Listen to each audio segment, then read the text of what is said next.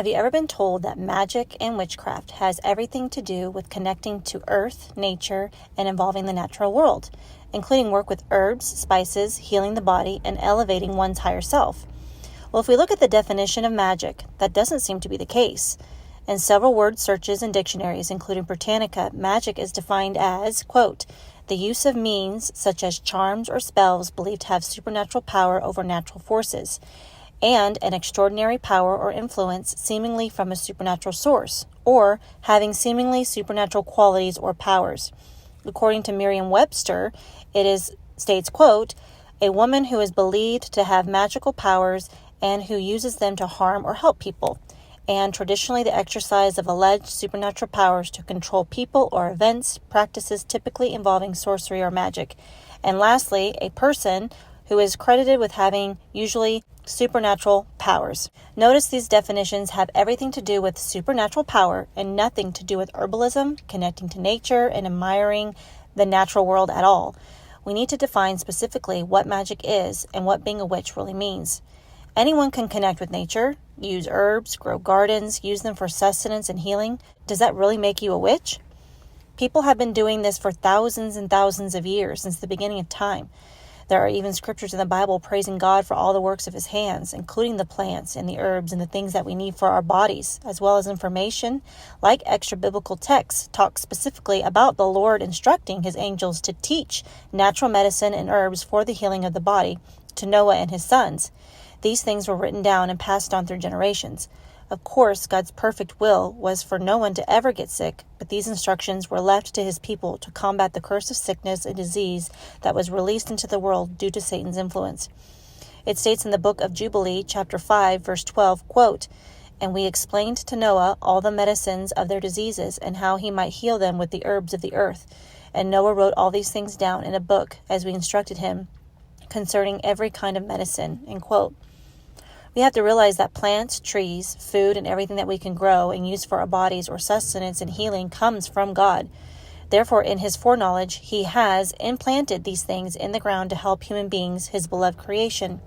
So we cannot purely define witchcraft, sorcery, or being a witch merely by the love and fascination and use of these things. In fact, I would highly encourage viewers viewing this to pray to God and ask him what natural substances they can start taking into their body to help reverse autoimmune diseases and other physical ailments that your body may be dealing with. In addition, pray and ask, what should your diet be like? How to drink pure water? And what supplements you can be taking to help you thrive in this life. So what makes someone a witch, or sorcerer, a diviner? Well, let's look back at the definitions we read in the beginning. It has everything to do with the supernatural. So one may love nature, but it becomes witchcraft when it combines the natural things of our earth into certain spells and rituals to manifest whatever you desire, whatever you want, whatever you think is best. One would connect with spirits and their ancestors and those that were here before us to make these things happen. It is partnership with the other realm and manipulation of nature to control one's life and outcome. So instead of praying and asking God for help, or what he wants for your life, you go to yourself, or you pray to the moon or to the stars or to the sun and create whatever ritual and spell that you can to get what you want. Is this really about connecting to nature, or is it about gratifying the self? The dangers of this is one rejecting the one true God, his plan and his purpose that he has for one's life. This should be a relief to someone knowing that they don't have to go searching for answers when they're all found in one's relationship with Jesus Christ. But people reject him and turn towards their self, making themselves out to be a god, thinking they know what's best for them, and then bringing other gods and goddesses into this practice to again aid and assist them in this process. This is why God hates witchcraft and forbids it. God is not trying to be a cosmic police officer and forbid people from having spiritual, supernatural experiences.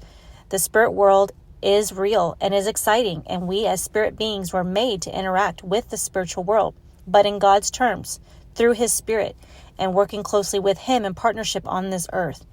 Witchcraft takes people away from God because it deceives people thinking that they have power away from the one true God, which they can to a certain extent, but the risk is, where does their power come from? Bottom line, they are using evil spirits, familiar spirits, spirits of the ancestors, etc., to do so, which the Bible refers to as demons. God's warning of these practices is actually to protect you from being taken advantage of and deceived by entities that do not have humans' best interests at heart. Lastly, there are several scriptures in the Bible of God's people praising God for the work of his hands, admiring the universe, the seas, the land, and all creation.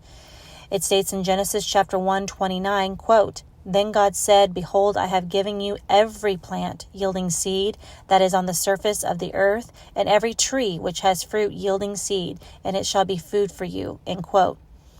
In Job 12:7-10, it states, quote, "But ask the beasts, and they will teach you, the birds of the heavens, and they will tell you, or the bushes of the earth, and they will teach you, and the fish of the sea will declare to you.